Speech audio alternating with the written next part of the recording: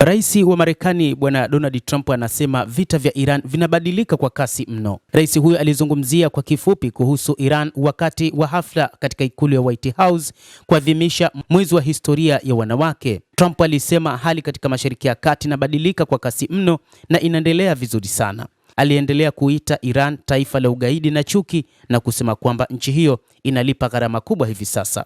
Trump amerudia kusema vita vya pamoja vya Marekani na Israel dhidi ya Iran ni operesheni ya muda mfupi, lakini hajasema tarehe maalum ya lini operesheni hizo zinaweza kutamatika. Hata hivyo, wakati yeye akizungumza hayo, Iran inaendeleza kufanya mashambulizi katika maeneo mbalimbali huko katika taifa la Israel na maeneo mengine ya Ghuba ambayo yana mali za Marekani, ikiwa ni pamoja na ngome za kijeshi.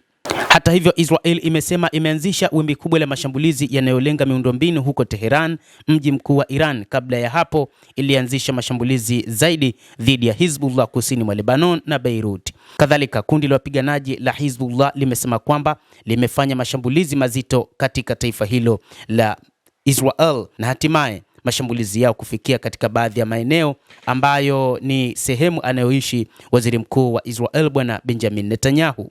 Mashambulizi katika taifa la Israel yanazidi kuongezeka huku Iran ikifanya mashambulizi kwa kutumia makombora yake ya aina mbalimbali, ikiwa ni pamoja na yale ya Fatah, lakini pia na makombora ya Khorramshahr, makombora hatari ambayo wakati huu yanazidi kulemaza miundombinu ya taifa hilo la Kiyahudi la Israel. Hata hivyo, bidhaa ya mafuta inazidi kuwa adimu sana.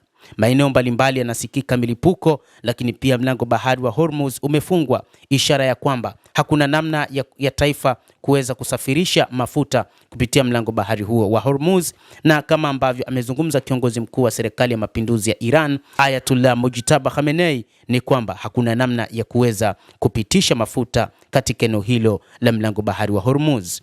Katika tamko lake la kwanza tangu kuteuliwa, kiongozi huyo wa Iran amesema Iran inapaswa kutumia uzuiaji wa mlango bahari wa Hormuz kama shinikizo, mzozo huo ukizidisha usumbufu wa usambazaji wa mafuta. Shirika la kimataifa la nishati linaripoti usumbufu wa kihistoria katika usambazaji wa mafuta ulimwenguni. Hata hivyo, bei za mafuta zimezidi kupanda tena, huku hatima ya mafuta ya Brent ikikaribia dola 100 kwa pipa. Mtazamaji wa The World News, endelea kutufuatilia, lakini nikusihi usisahau kulike, usisahau kucomment, kadhalika usisahau kusubscribe channel yetu hii ili upate habari hizi kwa mapana hapa The World News.